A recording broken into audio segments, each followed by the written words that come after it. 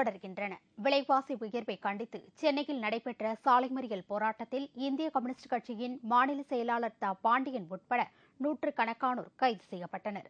தமிழக அரசு பால் விலை, பேருந்து கட்டணம் உள்ளிட்ட பல்வேறு கட்டணங்களை பல மடங்கு உயர்த்தி தமிழக மக்களின் தலையில் பெரும் சுமையை ஏற்றி பெரும் அதிர்ச்சியை ஏற்படுத்தியுள்ளது.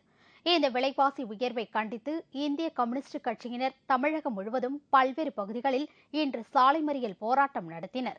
சென்னையில் இன்று பனகல் மாளிகை அருகே இக்கட்சியினர் மாநில செயலாளர் தா பாண்டியன் தலைமையில் தரையில் அமர்ந்து சாலை மறியல் போராட்டத்தில் ஈடுபட்டனர். இதில் தா பாண்டியன் கைதாகி விடுதலை செய்யப்பட்டார். இப்போராட்டத்தில் ஈடுபட்ட 200க்கும் மேற்பட்டோர் கைது செய்யப்பட்டனர்.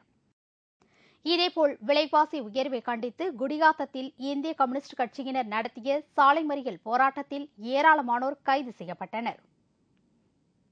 உடுமலைப்பேட்டை அருகே உள்ள அமராவதி முதலை பண்ணையில் முதலைகளை காண ஏராளமான சுற்றுலா பயணிகள் திரண்டு வருகின்றனர். அமராவதி முதலை பண்ணையில் 62 முதலைகள் வளர்க்கப்படுகின்றன. இவற்றை வயது வாரியாக பிரித்து தனித்தனி தண்ணீர் தொட்டில்களில் வளர்த்து வருகின்றனர். இந்த முதலைகளுக்கு உணவுக்காக வழங்கப்படும் உதவித்தொகை மிகவும் குறைவாக இருப்பதாக வனத்துறையினர் கவலை தெரிவித்துள்ளனர். அதிக அளவில் இந்த பண்ணையில் முதலைகள் வளர்க்கப்படுவதால் ஏராளமான சுற்றுலா பயணிகள் இங்கு வந்து முதலைகளை கண்டு மகிழ்ச்சியடைகின்றனர்.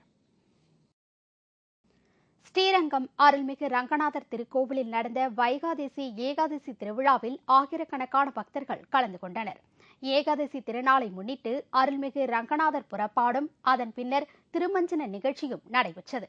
பின்னர் நம்பெருமாளுக்கு 365 வஸ்திரம் சமர்ப்பிக்கப்பட்டது. இரவில் பட்டர் சாமிகளால் வைகாசி புராணம் வாசிக்கப்பட்டது.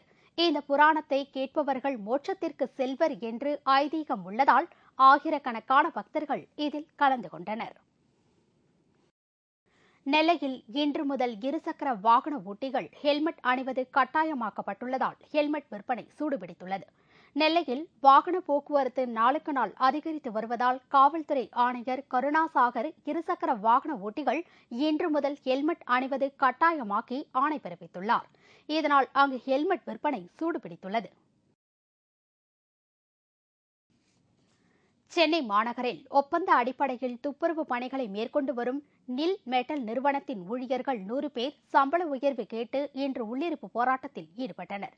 இதேபோல் பல்லடம் நகராட்சியில் ஒப்பந்த தொழிலாளர்களாக பணிபுரிந்து வரும் சுமார் 60க்கும் மேற்பட்ட தொழிலாளர்கள் ஊதிய உயர்வு, பணி நிரந்தரம், பணி பாதுகாப்பு உள்ளிட்ட கோரிக்கைகளை வலியுறுத்தி நகராட்சியின் முன்பு ஆர்ப்பாட்டத்தில் ஈடுபட்டனர்.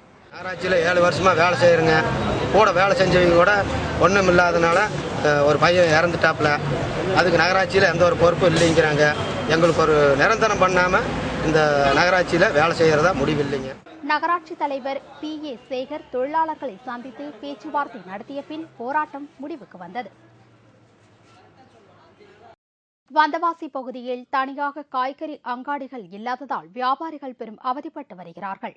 வந்தவாசி பகுதியில் முறையான காய்கறி அங்காடிகள் இல்லாததால் வியாபாரிகள் நெடுஞ்சாலை ஓரத்தில் காய்கறிகளை கொட்டி வியாபாரம் செய்து வருகிறார்கள்.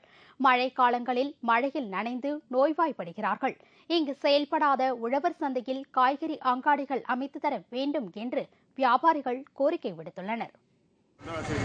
காய்கறி மார்க்கெட்டில் இது மாதிரி நடைபாதையில் தான் வச்சு வியாபாரம் பண்ணிட்டு ஏற்கனவே சேங்ஷன் பண்ணாங்க பாருங்கள். பழைய ஆஸ்பத்திரி காலையில் தான் இந்த PWD குவார்ட்டர்ஸ் அதையும் சேர்த்து அந்த 3 இடத்துலையும் வந்து காய்கறி மார்க்கெட்டு கட்டி கொடுக்கணும்னு கேட்டுக்கிறேன்.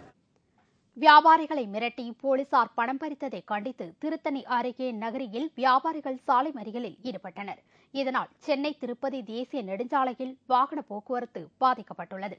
ஆந்திராவில் நகரி பகுதியில் 100க்கும் மேற்பட்ட அரிசி கடைகள் உள்ளன. இங்குள்ள கடைகளுக்கு அருகில் உள்ள காஞ்சிபுரம், அரக்கோணம், திருத்தணி ஆகிய பகுதிகளில் உள்ள அரிசி ஆலைகளில் இருந்து அரிசி மொத்தமாக கொள்முதல் செய்யப்பட்டு சில்லறை விற்பனைக்கு செய்யப்படுகிறது. அரிசி ஆலைகளில் இருந்து வியாபாரிகள் வேன்களில் அரிசி எடுத்து வரும்போது சோதனை என்ற பெயரில் அந்த வாகனங்களை நிறுத்தி போலீசார் கட்டாய வசூல் வேட்டை நடத்தி வருகின்றனர். உணவுப் பொருள் கடத்தல் தடுப்பு பிரிவு அதிகாரிகள் என்று சொல்லிக்கொண்டு வேறு சிலர் அரிசி கடைகளில் அத்துமீறி சோதனை செய்து மிரட்டி பணம் பறித்து செல்வதாகவும் புகார்கள் எழுந்தன. எனவே போலீசாரின் இந்த அத்துமீறல் நடவடிக்கைகளை எதிர்த்து ஏராளமான வியாபாரிகள் சென்னை திருப்பதி தேசிய நெடுஞ்சாலையில் மறியலில் ஈடுபட்டனர். இதனால் அப்பகுதியில் அரை மணி நேரம் போக்குவரத்து பாதிக்கப்பட்டது.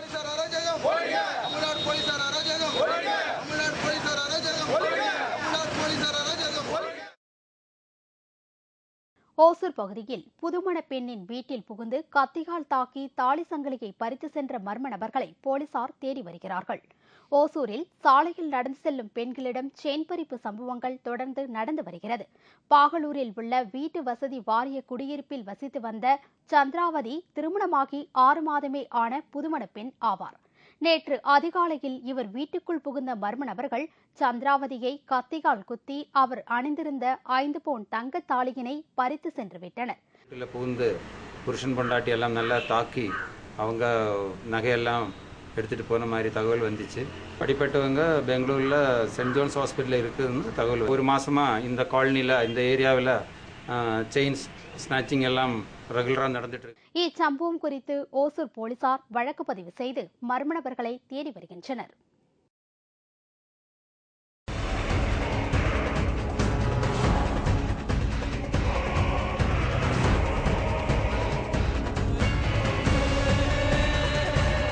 ஆச்சரியம் ஆனால் உண்மை. இன்று நாம் காண இருப்பது குழாய் கிணற்றில் விழுந்த குழந்தையை காப்பாற்றும் தாயின் துணிச்சல். ஒரு குழந்தை அடுக்குமாடி கட்டிடத்தில் இருந்து தரையில் உள்ள குழாய் கிணற்றுக்குள் விழுந்து விடுகிறது. அதனை காப்பாற்ற குழந்தையின் தாய் தனது உயிரை துச்சமாக மதித்து கிணற்றுக்குள் தலைகீழாக கயிறு கட்டி இறக்கப்படுகிறார். நீண்ட முயற்சிக்கு பின்னர் கயிற்றை இழுக்க இழுக்க தாயும் குழந்தையும் காப்பாற்றப்படுகிறார்கள்.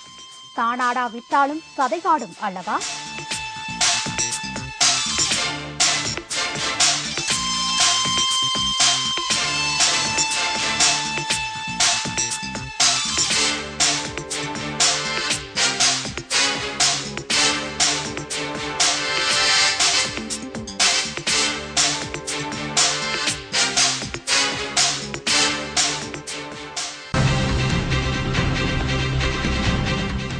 அணுக்கதிர் வீச்சு கண்டுபிடிக்கப்பட்டதால் ஜப்பானில் 4 லட்சம் பால் பவுடர் டின்கள் அழிப்பு. விவரம் இடைவேளைக்கு பிறகு.